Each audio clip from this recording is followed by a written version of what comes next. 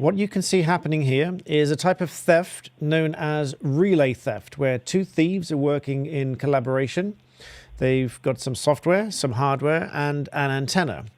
It's allowed them to open the vehicle, get in and start the vehicle, and are now seen to be driving away in the vehicle, all without using the key.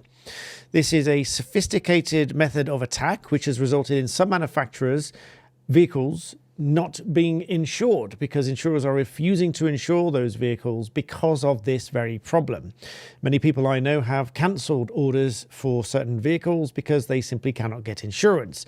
The insurers saying that the manufacturers have failed to do anything about it and therefore they shouldn't be liable for the theft of the vehicle.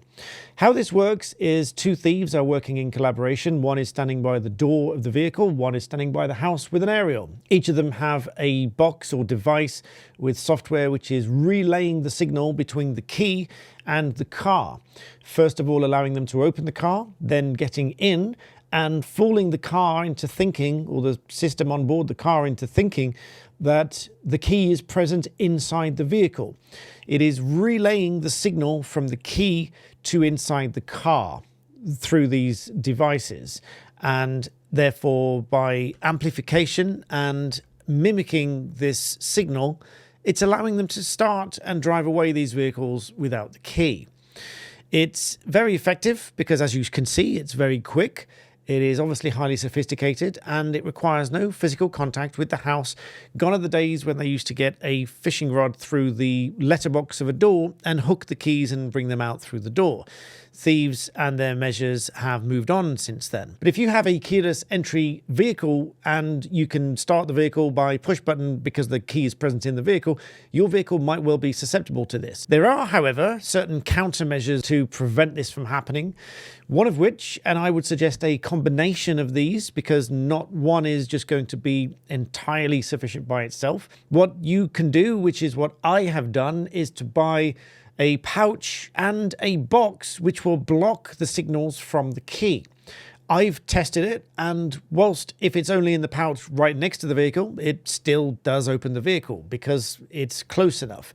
But further away, obviously the signals get weaker. If it's inside a pouch and inside a box that are designed to block these signals, then I have tested it and it doesn't work. Both of these, the pouch and the box, I will link in the description below. They are Amazon links, but I've used these and they have worked well so far. Obviously, this may not guarantee that your vehicle doesn't get stolen, but every little step that you can do will help. If you don't want the stress and inconvenience of going through your insurers and replacing your vehicle, this might be something you should consider.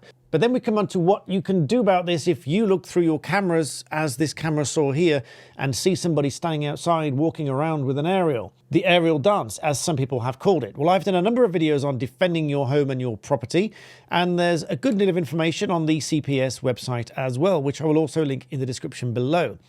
You see, self-defense and the prevention of crime all come under various bits of legislation. But you are entitled to use force that is reasonable in self-defense, defense of another, defense of property, prevention of crime, and lawful arrest. There is also a useful joint statement by the CPS and the NPCC, which is linked on this page, which, as I quote, makes clear that if householders have done what they honestly and instinctively think is necessary in the heat of that moment, this will be the strongest evidence for them that they've acted lawfully in self-defense. So in other words, the law doesn't expect you to act perfectly every single time. It doesn't expect you to measure every single step and every single action you take. Just that it is not grossly disproportionate in the case of a householder defense case. For example, if you were to strike one of these offenders trying to steal your vehicle in an attempt to prevent them from stealing it, if they ran off down the road and you gave chase and you beat them to within an inch of their life halfway down the street, that is quite obviously going to be grossly disproportionate, and your defense, even in a householder case, is likely to fail. Whereas, as this statement is summarized here, if you do what you honestly and instinctively think is necessary in the heat of that moment, you look through the camera, you see someone stealing the vehicle. I'll link those cameras in the description as well, by the way. I use those as well. This will then be the strongest evidence that you've acted lawfully in self-defense.